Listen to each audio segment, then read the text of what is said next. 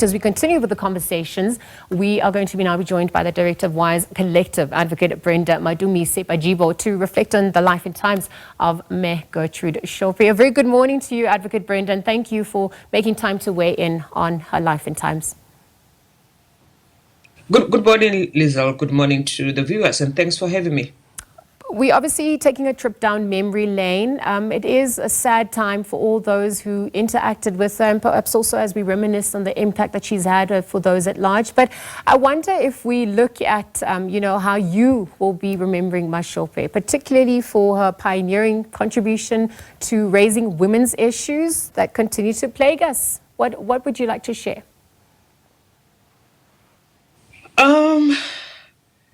I've said before, and I'm going to say it again, that it's a pity that the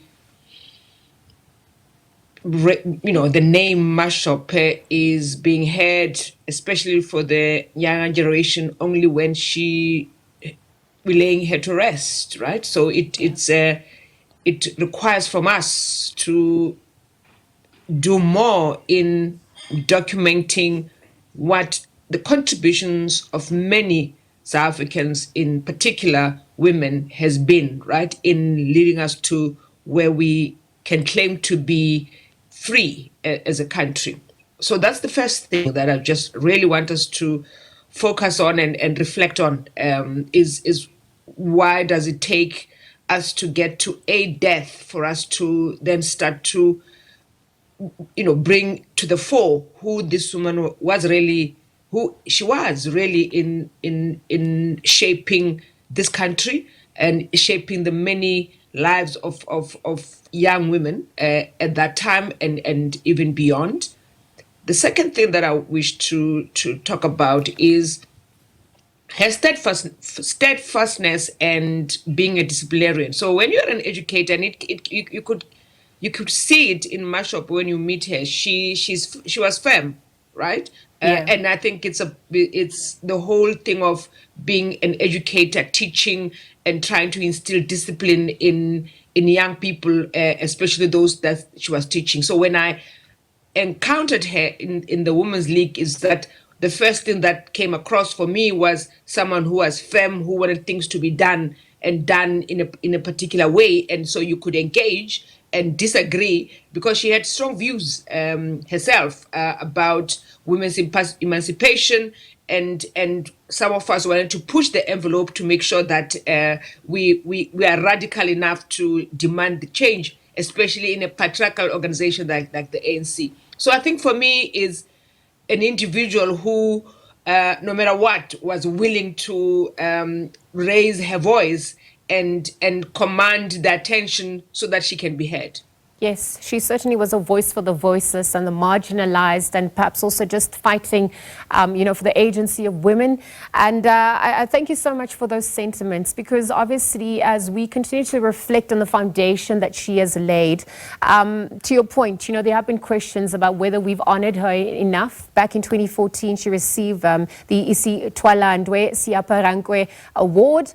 But, as we look at, whether younger generations really understood her mission and her impact is one that we could argue. But if we look at the plight of women to date, women's rights in our country, what does her passing mean for the ongoing struggle?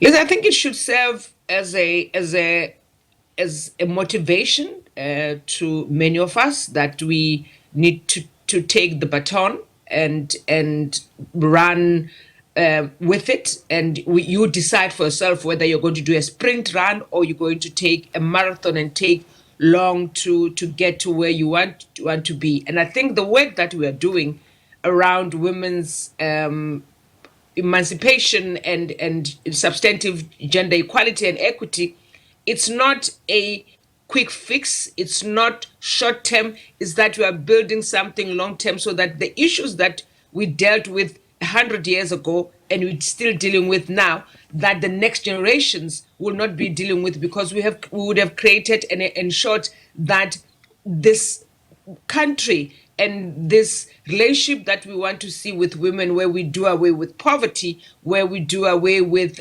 gendered violence, where we understand the role of capitalism in promoting gender inequality, sexism, and discrimination, that we address those in their entirety, not in a very myopic way. So I think for me, what it must serve as a motivation, it must serve as an inspiration that the work continues, that we need to live in a country where we don't have women being killed and being dumped on the side of the road. We have to live in the country where the face of poverty is not black women, and that we do away with all of that. We have to live in a country that understands that women have got a role to play in shaping the future of this country. Well, Advocate Brenda, thank you for your time and for weighing in. Of course, Advocate Brenda Madumise-Pajibo this morning, Director of Wise Collective, reflecting on the life and times of the late struggle veteran Gertrude Shope. Of course, as we're still fighting misogyny, microaggressions, sexism at large, we obviously seeing the need for the intensification of the fight and to also highlight the plight of women following the passing of May Gertrude Shope.